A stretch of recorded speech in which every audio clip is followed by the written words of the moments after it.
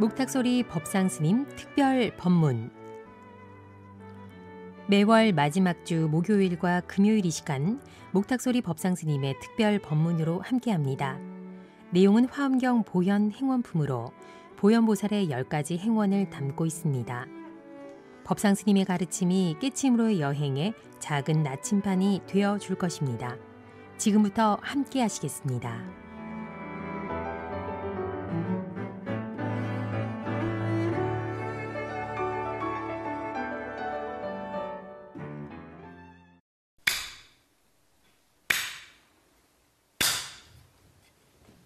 네, 반갑습니다. 네, 오늘은 대방광불 화엄경 입부사의 해탈경계 보현 행원품을 지금 공부하고 있고요. 오늘은 이제 그 보현 행원품의 이제 10가지 보현보살의 행원 가운데 이제 첫 번째 행원을 이제 공부할 차례입니다. 제가 법회보에다가 첫 번째 장에다가 적어놨으니까 한번 같이 한번 보겠습니다. 모든 부처님께 예경하다라고 하는 예경 제불원이고요. 첫 번째 보현보살님의 이제 행원이 무엇인지를 한번 보죠. 보현보살은 선제동자에게 말하였다. 선남자여, 부처님께 예배하고 공경한다는 것은 온 법계, 허공계, 시방 3세 모든 부처님 세계의 극미진수의 모든 부처님들께 내가 보현 행원의 원력으로 깊이 믿고 확인하여 눈앞에서 대하며 청정한 몸과 말과 뜻으로 항상 예배하고 공경하는 것이니라. 여기까지 먼저 한번 보겠습니다. 이제 예경 제불론이라고 해서 모든 부처님께 예배하고 예경하겠습니다. 절하겠습니다. 하는 게 이제 보현보살님의 이제 첫 번째 원력입니다. 그런데 누가 부처님이냐? 절에 가서 부처님 전에 절하고 예배하는 것, 그게 이제 보살님의 원력이냐 하고 봤더니 여기 나온 게 보니까 우리 불상을 얘기하는 것이 아니라 부처님께 예배하고 공경한다는 것은 온 법계 허공계, 이 온 세계 전체를 얘기하죠. 허공과도 같은 모든 이 세계의 시방 3세, 시방은 제가 동서남북 사유상하라고 해서 동서남북과 그 간방 합쳐서 8개 방위와 위아래를 합쳐서 이제 시방이라고 한다 그랬는데 온 우주 전체를 얘기합니다.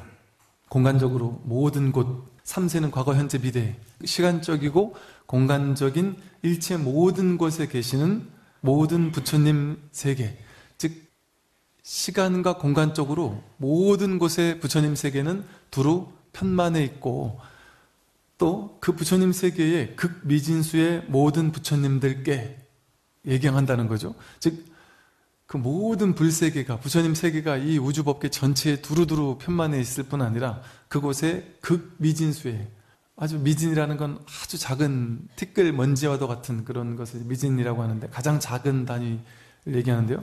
극미진수, 그야말로 아주 티끌과도 같은 모든 부처님들께 이 소리입니다. 이 말은 다시 말하면 이 우주법계 전체가 동서남북 시간과 공간 쪽으로 모든 시간, 모든 공간, 모든 곳들에 부처님 세계가 두루하고 그 부처님 세계에 있는 티끌 먼지 같은 모든 것들이 두두만물, 만상, 삼라만상 모든 것들이 전부 다 부처님이다. 그 얘기를 하는 겁니다.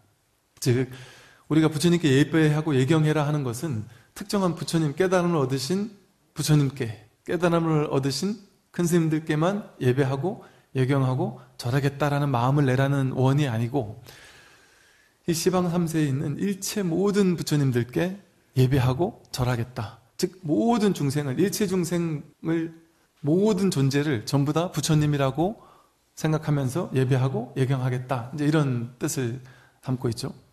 경전에 보면 항상 온 법계 허공계 시방 3세 불찰미진수 일체 제불 뭐 이런 아주 상용어처럼 많이 쓰는 표현인데요. 이제 시방 3세, 이게 아까 말했듯이 시방하면 이제 모든 공간적으로 일체 모든 곳을 얘기한다 그랬고요. 3세는 과거, 현재, 미래, 시간적으로 모든 때를 얘기한다 그랬어요. 모든 공간과 모든 시간이 완전히 부처님으로 꽉 들어차 있다. 즉 하나의 진리, 하나의 진실, 하나의 부처밖에 없다 이 소리입니다. 우리는 이 세상 어느 곳을 가도 거기서 부처님밖에 볼 수가 없고 어느 때에도 우리는 부처님밖에 만날 수가 없다. 모든 곳이 똑같은 하나의 부처님이 완전히 100% 드러나 있는 불찰미진수의 무수히 많은 부처님이라고 하잖아요. 그 말은 여기는 부처님 국토고 저기는 부처님 국토가 아니거나 이곳에는 부처님이 있고 저곳에는 부처님이 없거나 그런 게 없다는 얘기죠. 모든 곳이, 모든 때가 언제나 부처님이 있는 곳, 있는 때라는 얘기입니다. 불이법, 둘이 아니다. 즉 어느 곳은 더 좋고 더 나쁜 곳이 없다는 거예요. 동일한 하나의 진실, 하나의 부처가 모든 시간, 모든 공간에 완전하게 편만했다는 소리죠. 그래서 아미타 부처님의 이제 극락세계를 얘기할 때 아미타불의 다른 명호가 있어요. 명호가 뭐냐면 무량수불 혹은 무량광불입니다. 부처님은, 진정한 아미타 부처님은 뭐가 아미타 부처님이냐? 극락세계의 서방 정토에 있는, 서쪽에 있는 아미타 부처님만 아미타 부처님이냐? 그게 아니라는 소리죠. 아미타 부처님은 무량한 수명, 또 무량한 광명, 그 말은 뭐냐면 무량한 수명이 모든 때에 아미타 부처님이 항상 계신다 이 소리고요. 무량광불은 모든 곳에 부처님이 항상 계신다 이 소리입니다. 무량하게 항상 계신다. 근데 우리는 이렇게 경전에 이렇게 시방 3세에 계시는 무량한 불찰미진수의 부처님을 얘기를 하고 있는데도 불구하고 무량수불, 무량광불이라고 해서 모든 때와 모든 곳은 전부 다 하나의 진실, 하나의 부처, 일진법계라고 하죠. 하나의 진실된 법계밖에 없다. 이렇게 표현을 한단 말이에요. 근데 이걸 현실에서 실천을 안 해요. 이사 갈 때 어느 곳으로 가야 될까요? 이사 방위를 물어요. 내가 어느 쪽으로 이사를 가야 내가 좀 더 사업이 잘 될까요? 동서쪽으로 가거라. 남쪽으로 가라. 이런 얘기를 듣고는 그쪽 방향으로 이제 이사를 가거나, 이사하는 날짜를 좀 택일해 주십시오. 우리 개업하는 날짜를 좀 택일해 주세요. 어느 날이 좋은 날인지를 봐서, 이사 가는 날짜는 어느 날짜 이사 가는 게 좋은지, 이 사업을 시작하려고 하는데 어느 날 시작하는 게 좋은지 택일을 하려고 합니다. 산소를 쓰는데 어느 곳에 산소를 써야 후손들에게 도움이 되는지, 산소 몇 자리를 쓸 때도 이거 요만큼 트느냐 요만큼 트느냐에 따라서 엄청난 차이가 있다. 그렇게 생각합니다. 그런데 시방 3세 무량소 무량광 부처님이라는 이 불이법의 진리에서는 무슨 얘기예요? 좋은 곳이 따로 없다는 소리죠. 좋은 때가 따로 없다는 소리입니다. 택일할 필요가 없다는 소리예요. 왜 택일할 필요가 없을까요? 그 절에 가면 날마다 좋은 날 항상 써붙여 있는 이유가, 그게 언뜻 보면 되게 가벼운 얘기 같은데 너무 깊은 이야기를 하고 있는 겁니다. 날마다 좋은 날이고 모든 곳이 좋은 때라는 소리예요. 매 순간이 참된 진실, 참된 부처의 진실된 그 자리밖에 없다. 하나의 진실밖에 없다. 일진법계밖에 없다. 그 소리를 하는 거거든요. 눈앞에는 딱 지금 이 순간밖에 없는데 좋은 날, 나쁜 날이 따로 있다면 그냥 상식적으로 말이 안 되잖아요. 언제나 눈앞에는 이 날, 이 순간밖에 없는데, 그럼 어떤 순간은 좋은 순간이고 어떤 순간은 나쁜 순간이고 어떤 순간은 부처고 어떤 순간은 중생이라는 소리잖아요. 그러니까 뭐랄까, 너무너무 부처님 이 근본법에 비추어 보았을 때 너무 말도 안 되는 소리거든요. 그 말은 사실은. 근데 제가 이런 얘기를 하면 저를 욕합니다. 수많은 사람들이 저를 욕할 겁니다. 저는 이런 얘기가 들었다니까. 제 나이 젊은 스님이 아직 인생을 덜 살아봐가지고 이 택이라는 게 얼마나 중요한데 몇 자리 쓰는 게 어디다 쓰느냐에 따라서 인생이 바뀌는데, 이렇게 얘기를 합니다. 이렇게 얘기하면서 이제 저를 욕하죠. 다 압니다. 가만히 보세요.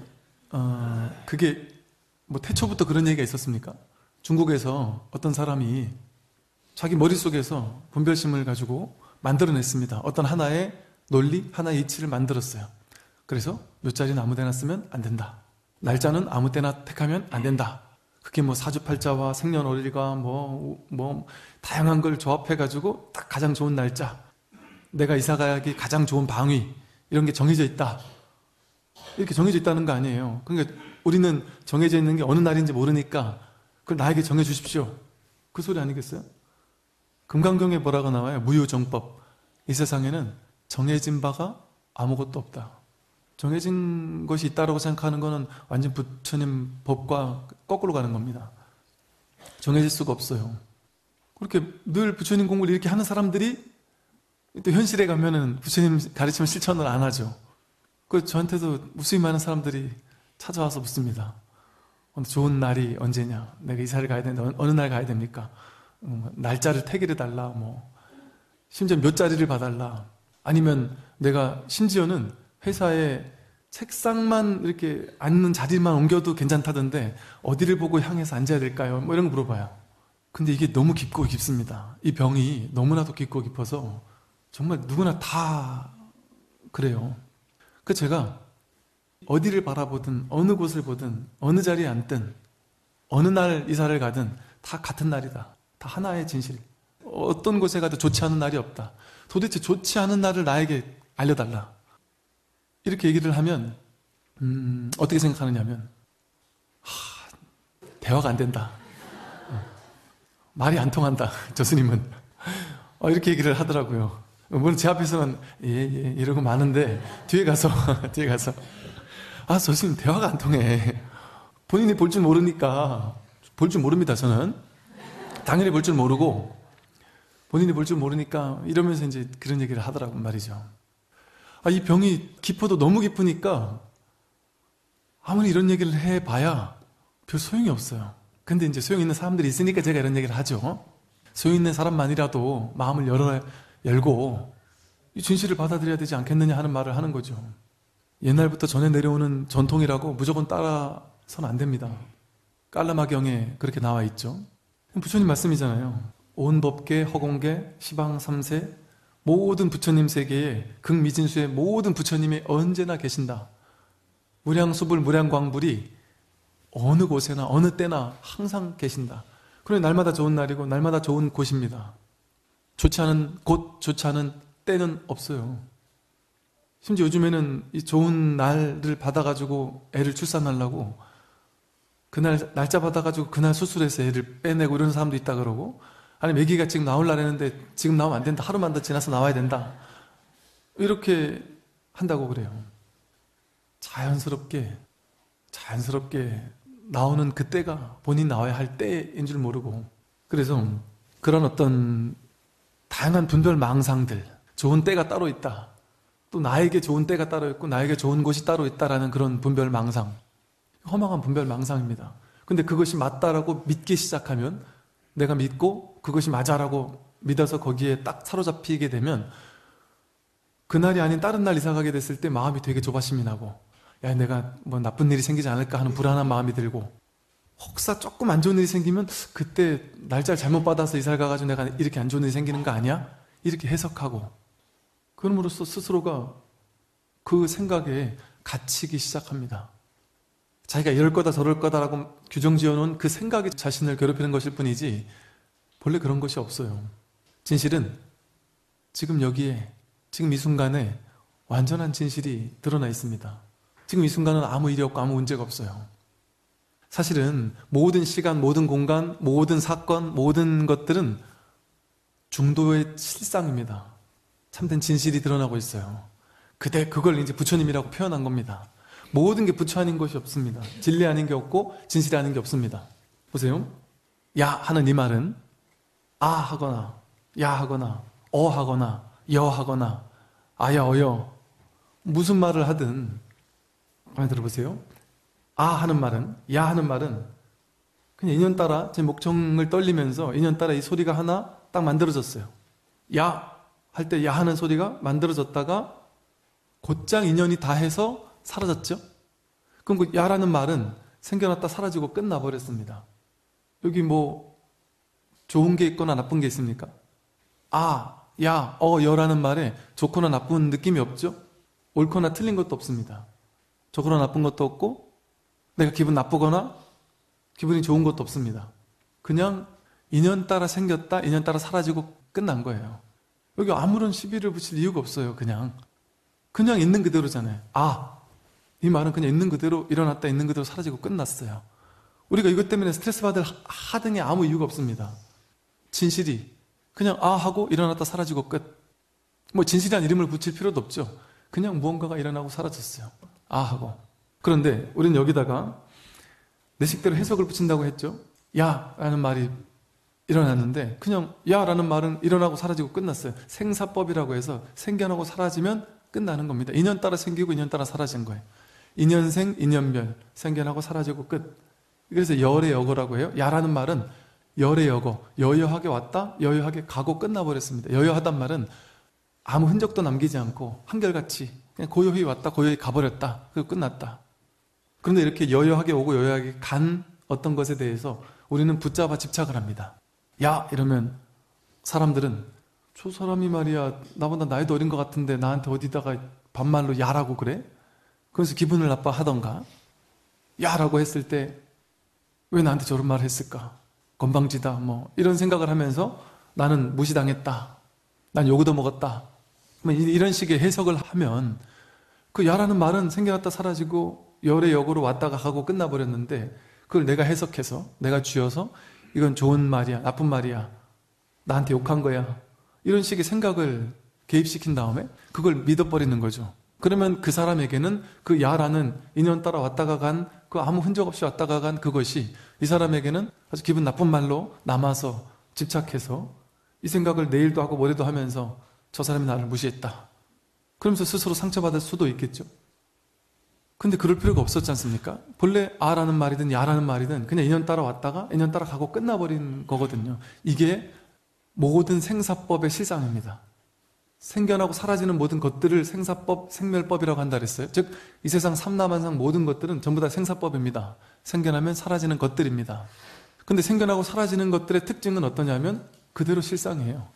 즉 실상이라는 말은 뭐냐면 아무 의미가 없어요. 공합니다. 텅 비었어요. 아라는 말에 무슨 의미가 있어요? 야라는 말에 무슨 의미가 있습니까? 공한 거죠. 그냥 왔다가 가고 끝나버린 겁니다. 그 스트레스 받을 필요도 없어요. 그냥 왔다가 간 거니까.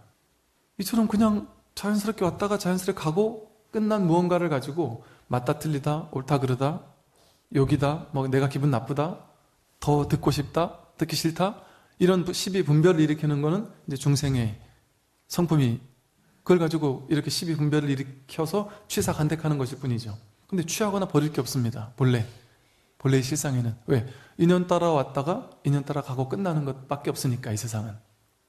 돈도 야 하는 말과 똑같아요. 내 인생에 돈이 그냥 인연 따라 왔다가 인연 따라 갑니다. 내 뜻대로 왔다 가는 게 아니라 돈 자기 인연 따라 왔다 자기 인연 따라 가죠. 내가 원한다고 돈이 버려지는 게 아니잖아요.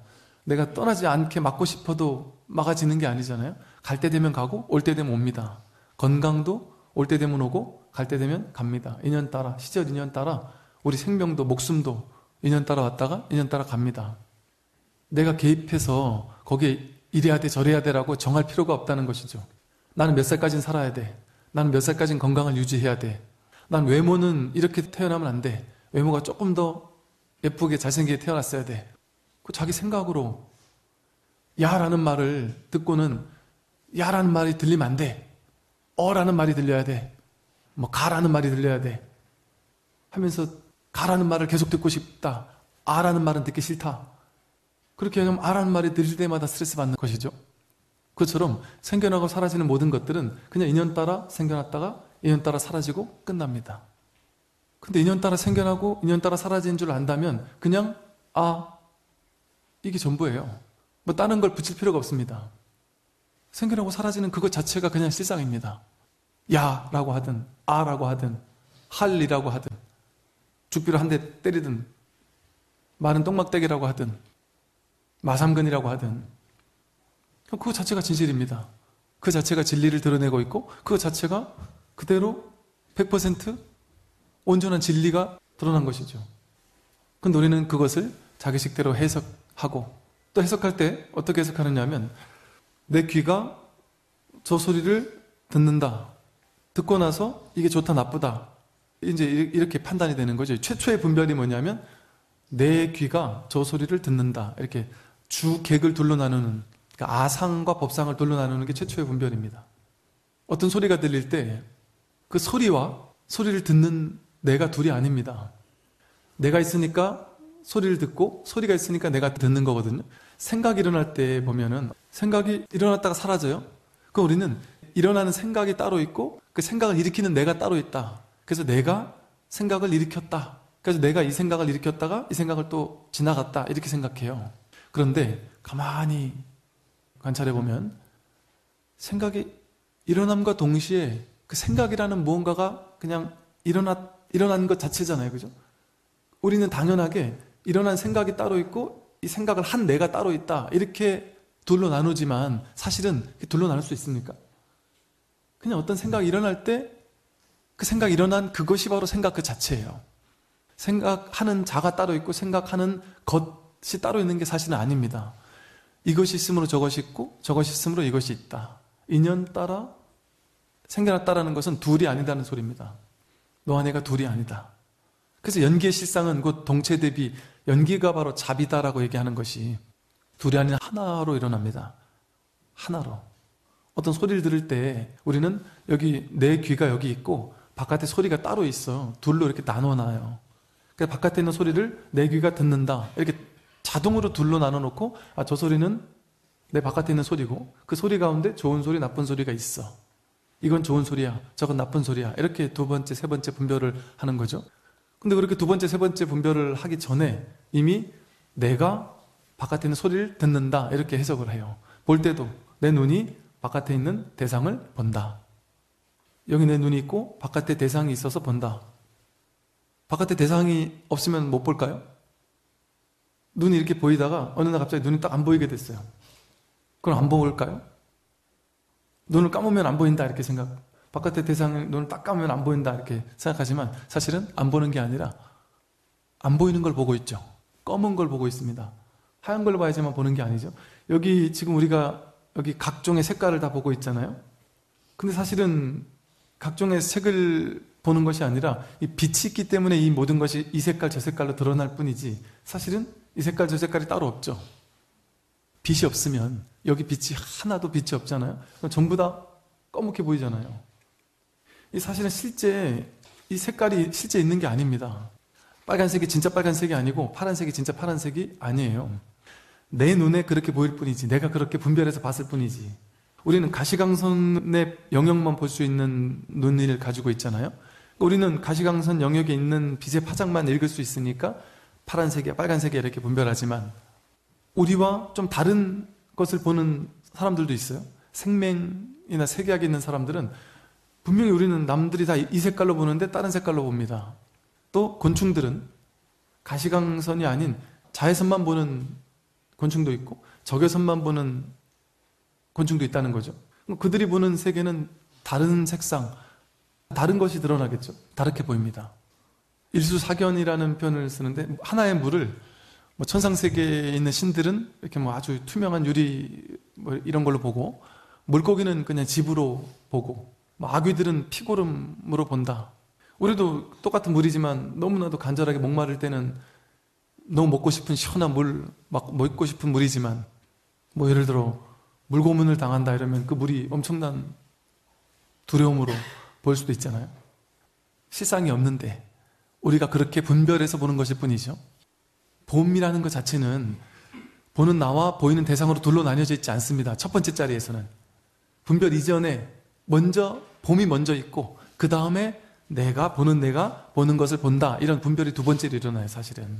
근데 이제 우리 공부하는 자세는 어떤 자세냐면 이런 얘기를 들으면 이게 분별로는 이해될 수 없는 얘기들이에요. 제가 하는 얘기들 가운데 분별로 이해 안 되는 얘기들이 상당히 많습니다. 그럴 때 우리의 자세가, 법문 듣는 자세가 어때야 되냐 하면 제가 어떻게든 그나마 조금 더 이해를 시켜드리려고 이 얘기 저 얘기를 하긴 하지만 그런 얘기를 통해서 여러분들도 막 과학, 철학, 5만 가지 것들을 막 공부해 가가지고 저 얘기를 내가 어떻게든 소화시키고 말리라.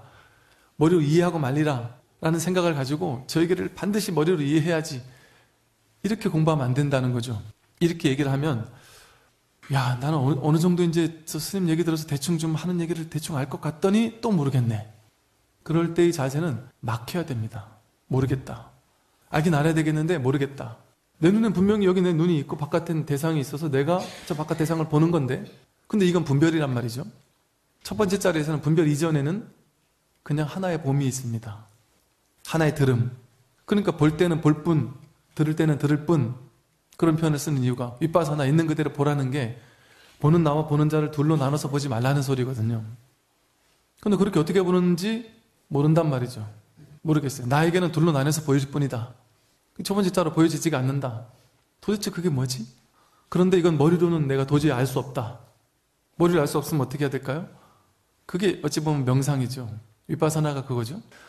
뭔가 내가 눈으로 뭔가 눈이 돌아갈 때마다 이 대상들을 계속 보고 있는데 내 눈에는 둘로 나뉘어서 보고 있지만 생각을 비우고 생각을 탁 비운 채 그냥 보게 되죠. 나도 모르게. 막 명상을 하고 싶어 하는 게 아니라 왜 이 얘기가 소화가 안 되니까. 근데 이 얘기를 머리로 소화해서는 안 되니까. 안 되니까 가슴이 답답한 채 그냥 생각 없이 그냥 본단 말이에요. 떨어지는 빗소리를 들으면서 생각을 가지고 저 빗소리와 이 귀가 둘이 아니 되는데 이렇게 자꾸 해석하는 게 아니라 나는 둘로 들리는구나. 모르겠다 하는 마음으로, 모를 뿐 하는 마음으로 그냥 들어보는 거예요. 머리를 작동시키지 않고. 그게 뭐냐면 볼 때 보는 것과 하나 되어서 완전 푹 젖어서 둘이 완전히 하나가 되어서 보는 것을 온전히 허용해 주어라. 보는 것과 하나가 되라. 보는 것을 온전히 경험하라. 들리는 것을 둘로 나눠놓고 듣는 내가 듣는 것을 듣는다. 이렇게 듣는다. 저렇게 듣는다. 좋게 듣는다. 나쁘게 듣는다. 이렇게 해석하지 않고 그냥 들음. 그것과 하나가 된다. 그냥 들을 뿐이다. 판단 해석하지 않고 그냥 그 들을 때 듣는 그것을 온전히 허락하고 허용해주고 그것과 하나가 되어서 그걸 온전히 그 들리는 소리를 온전히 받아들여준다. 그 말이 받아들이는 내가 있고 받아들이는 소리가 있다 이 소리가 아니에요. 그냥 하나로 하나가 되어서 경험해준다는 소리입니다. 그러니까 제가 뭐 괴로움이 있을 때 괴로움을 있는 그대로 허용해라 받아들이라 그 말이 괴로움에만 해당되고 그러는 게 아니죠. 볼 때는 보는 것과 하나가 되고 듣는 것과 하나가 되고 그냥 온전히 그냥 참 이게 말로 표현하기가 어려운데 그냥 말이라는 건 전부 다 둘로 나뉘는 걸 전제로 하거든요. 말이라는 게 최대한 나뉘지 않는 얘기를 않는 단어를 애쓰고 있는 중인 거죠. 그러니까 이 말이 다 이해가 안 되더라도 상관이 없다. 그냥 모를 뿐하고 나는 지금 내 눈이 세상을 보는데 내 눈이 따로 있는 게 아니라 세상에 따로 있는 게 아니라 눈이 있으므로 봄이 있고 봄이 있으므로 눈이 있거든요. 눈과 대상, 보이는 것과 보는 것이 둘이 아닙니다. 서로 하나로 연결되어 있어요. 그럴 때 탁 막혀서 머리는 쉬고 가슴이 궁금한 채 그냥 세상을 바라보면 뭔가 꽉 막힌 채 의식이 꽉 막힌 채 그냥 보게 되면 저절로 뭐랄까 명상이라는 일이 그냥 저절로 일어나죠. 저절로 화두가 챙겨지는 거죠. 저절로 모르겠으니까. 이처럼 사실은 이 세상 모든 것이 우리가 삶에서 경험하는 모든 것이 이와 같습니다. 그 모든 것은 인연 따라 왔다가 인연 따라 가고 그걸로 끝납니다. 내가 해석할 무언가가 아니에요. 판단할 무언가가 아니고 그것은 내 바깥에 있는 무언가가 아닙니다. 남들이 나한테 욕을 했는데 그는 저 사람이 나한테 욕을 했어 이렇게 판단해서 내가 화가 나잖아요. 근데 그 첫 번째 자리에서는 저 사람이 나에게 욕을 한 게 아니에요. 욕이라는 바깥 소리라는 경계와 욕소리를 듣는 내가 둘이 아닙니다. 둘이 아닌데 그냥 그 소리 자체가 하나인데 하나의 진실인데 그래서 번뇌 즉 볼이라고 하죠. 일어난 번뇌 그 자체가 그대로 진실입니다. 볼입니다. 분별하지 않으면 야 임마 라고 욕을 했어도 욕한 것을 분별할 때 둘이 됐을 때 그것 때문에 화가 나는 마음이 생기는 것이지 분별하기 이전에는 그냥 그 야 임마라는 그 말 자체가 그냥 하나예요. 하나로 경험된단 말이죠. 이처럼 왔다가 가는 모든 것을 그냥 하나로 경험하고 있는 그대로 허용해주고 그냥 내버려 둘 때 판단하지 않고 분별하지 않고 그냥 내비둔단 말이죠. 내버려 둘 때 그때 우리는 맨 느낌으로 맨 경험으로 분별을 일으키기 이전에 첫 번째 자리에서 그걸 온전히 경험하게 됩니다. 그럼 우린 삶은 뭐밖에 없어요? 삶은 그냥 경험하는 것뿐입니다. 삶을 그냥 이렇게 사는 것뿐이죠. 삶을 그냥 하나가 되어서 삶을 사는 것 그것이 삶이지. 근데 우리는 삶을 살아가면서 내 식대로 해석하고 판단하고 분별하면서 삶을 바라봤단 말이죠. 그러면서 취사간택하고 그러니까 괴로운 일이 생겨났던 겁니다. 그런데 아까 제가 말했듯이 라는 말이 왔다가 가는 것이듯이 이 세상 모든 것들은 좋은 상황도 나쁜 상황도 돈도 명예도 권력도 지위도 칭찬도 비난도 그냥 인연 따라 왔다 인연 따라 가고 끝나버렸습니다. 라는 말처럼 거기 우리가 시비 걸 아무 필요가 없어요. 이유가 없습니다. 그냥 일어난 그것 자체는 진실이기 때문에 분별하지 않고 경험하면 우리는 언제나 거기서 부처를 봅니다. 거기서 온 법계, 허공계, 시방 삼세, 불찰, 미진수의 모든 부처님을 만나게 됩니다. 칭찬만 부처님이 아니라 비난도 부처님이다. 돈이 많은 것만 부처님이 아니라 돈이 없는 것도 부처님이다. 내 원하는 대로 될 때만 부처 세계에 사는 게 아니라 원하는 대로 안 될 때도 사실은 부처 세계에 우리는 있습니다. 불철미진 수밖에 없기 때문에 성철 스님께서 중생들에게는 이제 산은 산이요 물은 물이라고 했는데 우리 눈에는 산은 산이고 물은 물로 보여요. 다 분별된 걸로 보인단 말이에요. 죽비로 보이고 좋은 말 나쁜 말로 보이고 네 나로 보이고 좋은 세상 나쁜 세상으로 보이고 좋은 거 나쁜 거 이렇게 다 분별돼서 보인단 말이에요. 그런데 딱 깨닫고 보니까 자기 성품을 확인하고 보니까 아 이게 전부 다 분별할 게 없구나. 다 하나구나. 서로 나뉘어진 게 없구나. 온통 하나밖에 없구나. 하나의 진실밖에 없구나. 그러다 보니까 때로는 이런 일이 생길 수가 있어요. 처음에 문득 자신의 본성을 확인하고 혹은 야 이게 전부 다 허망한 거구나. 그냥 하나의 진실밖에 없구나. 모두가 다 부처구나. 분별할 게 없구나. 그러다 보니까 야 내가 열심히 살 필요도 없구나. 대충대충 살아도 상관이 없네. 이런 식으로 삶을 허무주의에 빠져가지고 잠시 착각하면서 세상에서 자꾸 이렇게 떨어지려고 하고 은둔하려고 하고 그러는 시기가 100% 모두에게 다 있는 건 아니지만 심리적으로 약간 그런 것들을 느끼는 때가 온단 말이죠. 그래서 공부하는 스님들도 보면 좀 묵히는 시간들을 다들 보냅니다. 이건 누가 억지로 보내는 게 아니라 저절로 그렇게 돼요. 막 세상에 나서기 싫을 때가 있고 뭔가 자꾸 이렇게 줄일 때가 있어요. 자꾸 안 나서는 때가 있어요. 내가 굳이 막 그래 나설 필요도 없고 또 내가 공부도 아직 좀 덜 된 이런 것들도 있겠고 이제 그런 어떤 은둔의 시기 혹은 보임의 시기 또 공부의 시기 그런 시기를 보내다가 어느 날 이제 문득 이제는 내가 좀 자신감이 있구나. 내가 이 법에 대한 자신감이 있고 법에 대한 확신이 있고 법에 대한 어떤 중심이 섰구나. 이젠 내가 세상에 나서도 되겠구나. 이럴 때 이제 다시 본격적으로 법을 펴는 이런 경우들을 우리 보잖아요. 그게 바로 산은 산이 아니고 물은 물이 아니라는 사실을 산과 물이라는 게 다 분별된 대상이 아니라는 사실을 깨달았다가 그런 채 그래서 나는 이제 세속이 따로 있고 공의 세계 세간이 따로 있고 진리의 세계가 따로 있으니까 난 어떻게든 세간은 버리고 진리 쪽으로 가고 싶은 거죠. 그러니까 세간은 좀 멀리 하고 싶고 진리 쪽에만 있고 싶었다가 이제 공부가 익어가면 다시 세간으로 다시 살아난다 이런 표현을 써요. 다시 물은 물이고 산은 산이다. 이렇게 된다라는 것이 다시 세상으로 와서 그래서 이제 처음에 한동안 공부하는 사람들은 그래요. 우리가 막 부처님께 와서 막 공경스럽게 절하면 저건 기복적인 거야. 저 수준 낮은 사람들이 하는 거야. 나도 부처, 저 불상도 부처인데 내가 불상한테 절할 필요가 뭐가 있어. 눈 한번 마주치면 그게 부처와 부처가 만나는 건데 그리고 절에 와서 절도 안 하는 일이 생긴단 말이죠. 그러다 나중에 다시 살아나면 너도 부처 나도 부처 이 세상 모두가 다 부처지만 부처가 부처를 지극히 공경하게 되고 이 세상살이의 모든 도덕, 예법 모든 것들을 그대로 따르고 더 진지하고 더 간절하게 따르게 됩니다. 한때는 너도 부처 나도 부처인데 하다가 이제는 다시 절에 와서 부처님께 간절하고 공손한 마음으로 온 존재를 바쳐서 절을 하게 되고 부처님께만 절하는 것이 아니라 그렇게 부처님께 절하는 마음으로 시방 3세 모든 이들에게 공경한 마음, 공경스러운 마음으로 절하게 되는 것이죠.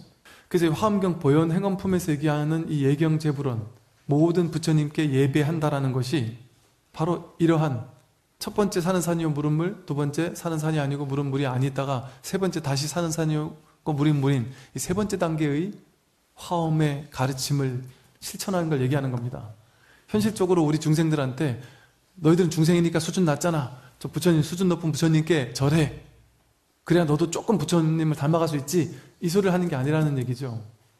그러니까 화엄의 가르침, 화엄이라는 말이 그거죠. 꽃으로 장엄된 온 우주법계 전체가 한 송이 꽃이다. 전부 다 낱낱이 하나하나가 전부 다 한 송이가 부처님으로 장엄된 한 분 한 분이 그대로 부처님이다. 그대로 꽃이다. 그러니까 우리가 부처님 전에 와서 공경스러운 마음으로 절을 하는 것처럼 내 남편에게, 내 아내에게, 내 자식에게, 내가 미워하는 누군가에게, 하늘에, 구름에, 별에, 달에 모든 것들에게 다 공경스러운 마음으로 절하게 된다는 것이죠. 화엄의 장엄한 부처님이니까. 그래서 이 화엄경이 언뜻 보면 너무 단순한 얘기를 하고 있죠. 보현행원품의 가르침이 너무 단순한 얘기를, 너무 쉬운 얘기, 너무 기초를 얘기하는 것 같아요.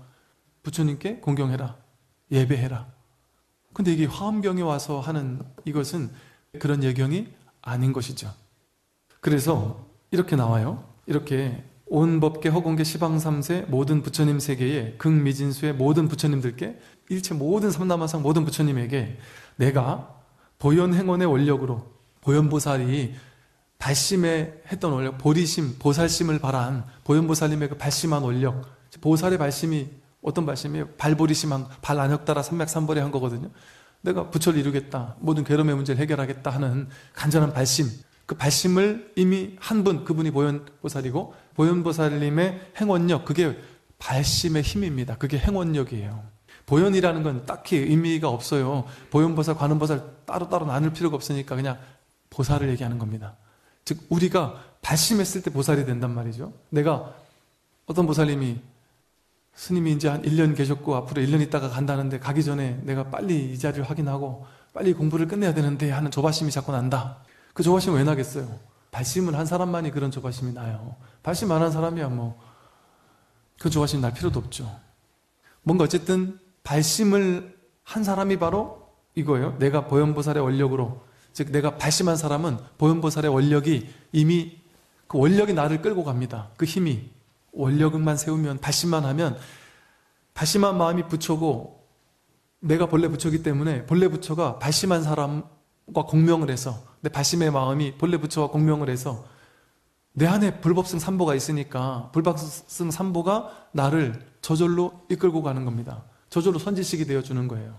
보살의 53 선지식이 바깥에 있는 게 아니라 내 안에 고스란히 있습니다. 그러니까 발심만 하면 그 선지식을 만나게 됩니다. 눈을 뜨면 만날 수 있는 무수한 부처님을 친견하게 됩니다. 어느 곳에 가서든 내가 바로 선지식이 되고 선지동자가 되어서, 그래서 내가 보현보살의 원력으로, 즉 여러분 스스로가 발심을 한 보현보살의 원력 수행자가 돼야 된다는 거죠. 원력 수행자가 되면 어떤 일이 벌어지냐면, 이 보현보살의 원력이 있으면, 발심의 원력이 있으면 깊이 믿고 확인하여, 신해라고 했는데 믿고 뭐 이거 이해한다라는 표현도 쓰는데 여기에 이해한다라는 뜻만 있는 게 아니라 이해한다, 확실히 믿어 깨닫는다 뭐 이런 표현도 있어요. 깨닫는다 이런 표현도 들어있어요. 그 사실은 뭐 해오라고 해서 이해적으로만 깨닫는다 이렇게 하지만 사실은 그게 그 해라는 말 자체에 깨닫는다라는 말도 같이 있어요. 올바르게 이해하게 되면 이게 이제 머리의 이해에서 점차 처음에는 머리로 이해하면서 법문을 저 법문 내가 언뜻 알 것 같다 이렇게 이해를 하다가 나중엔 이게 온전히 이해를 하게 되면 이게 이해조차 못하는 사람들이 많거든요. 이게 아예 받아들이지조차 못하는, 다 튕겨져 나가는 많아요. 왜? 내 고집, 내 집착, 인생은 이런 거야 라고 내가 집착하는 사람은 부처님 말씀 아무리 얘기해줘도 이 말이 다 튕겨져 나가고 반발심이 생겨요. 이게 머리로 다 닿을 수 없는 얘기거든요. 출세간의 이야기이기 때문에. 그래서 제가 한 6개월이든 1년이든 최소한 3개월 이상 꾸준히 한번 들어보고 그때 가서 질문해도 늦지 않는다. 꾸준히 듣다 보면 저절로 답이 나와요. 내가 마음을 열고 듣다 보면. 그래서 저절로 마음이 열리게 되고, 그래서 처음에는 이제 머리 수준에서 이제 이게 어느 정도 이해도 되고 와닿고 이게 이제 튕겨져 나가지 않고 그냥 받아들여져요. 그 말이 무엇을 의미하는지 아세요? 내 고집이 깨지기 시작한다는 거예요. 내 고집, 내 집착, 내 견해에 대한 집착, 악연, 이게 조금씩 깨져나가기 시작한다는 거예요. 그렇게 되면 저절로 이게 이제 들어오기 시작해요. 근데 처음엔 머리 수준에서 들어오다가 그 머리 수준에서 이해되는 것만도 그래도 훌륭해요. 그것조차 튕겨져 나가는 사람들이 대부분이니까.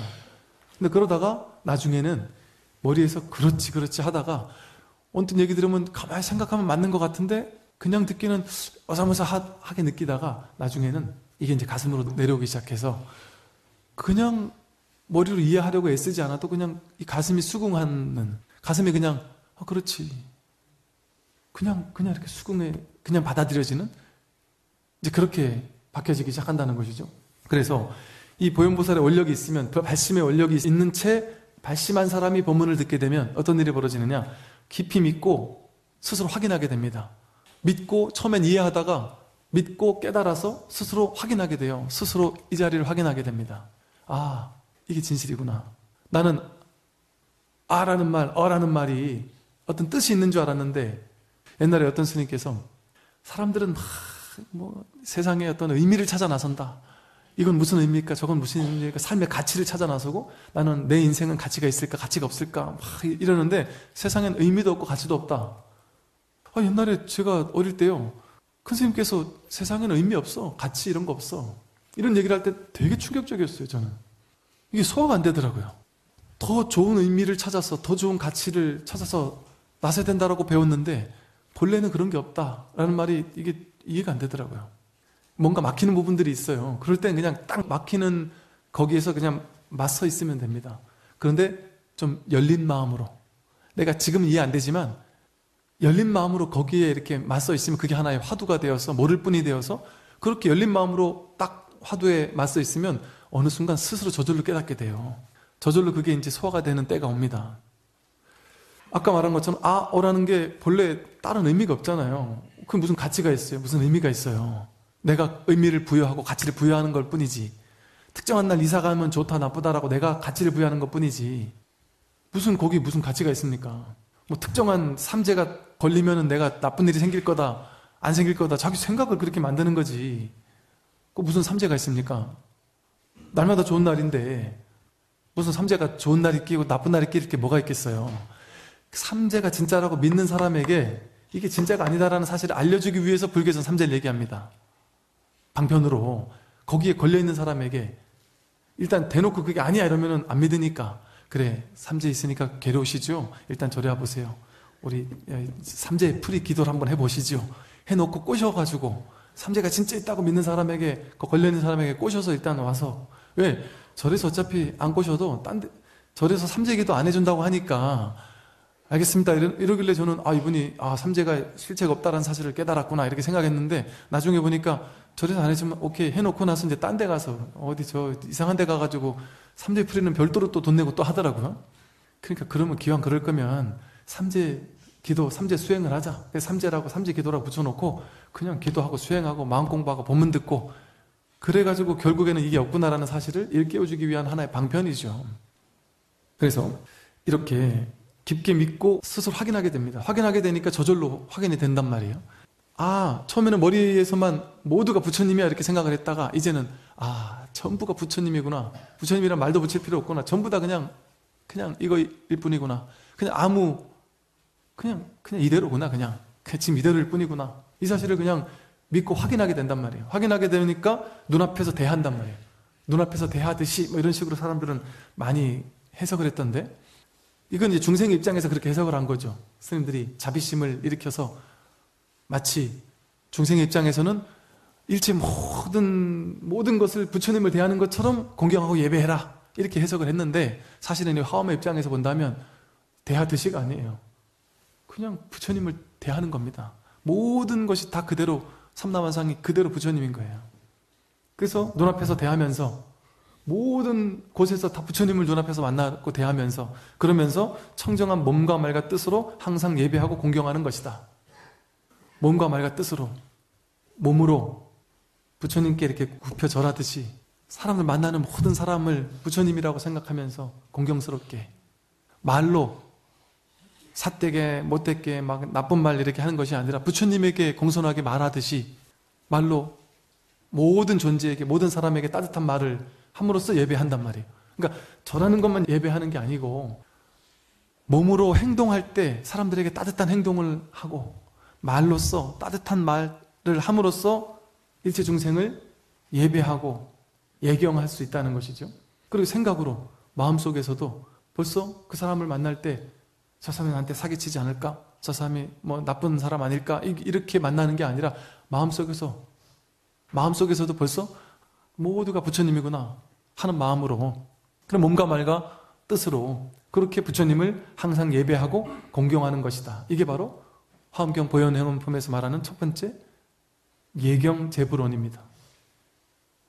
이 예경제불원이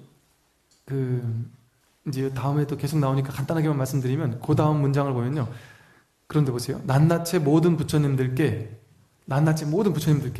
말할 수 없고 말할 수 없는 많은 부처님 세계에 극미진수의 몸을 나타내요. 몸을, 온 우주법계 전체 무량수 무량강의 부처님이 계시는데 그 모든 부처님들에게 내가 내 몸을, 여러분 저 분신술 아시죠? 이렇게 손오공이 머리카락 탁 뜯어서 후 불면 손오공 막 수십 명이 이렇게 분신을 이루잖아요. 그것처럼 여러분이 부처님께 예배를 하는데 어떻게 예배를 하느냐?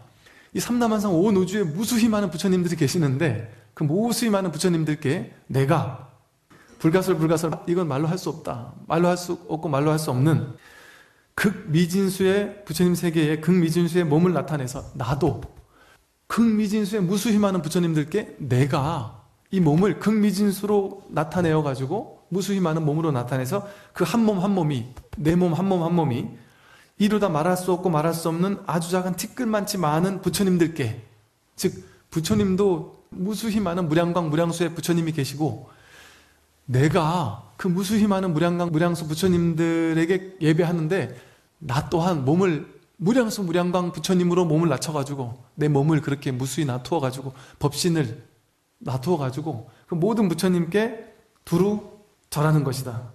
이게 가능한 얘기입니까? 이게 이제 화엄의 세계를 얘기하는 거예요. 일직 일체 다지길 하나가고 전체고 전체가 바로 하나이고 내가 바로 부처인 이 얘기는 계속 반복 없고처럼 나오니까 이제 다음에 또 자세하게 설명을 하도록 하고 오늘은 여기까지 말씀드리겠습니다. 예, 참고하십시오.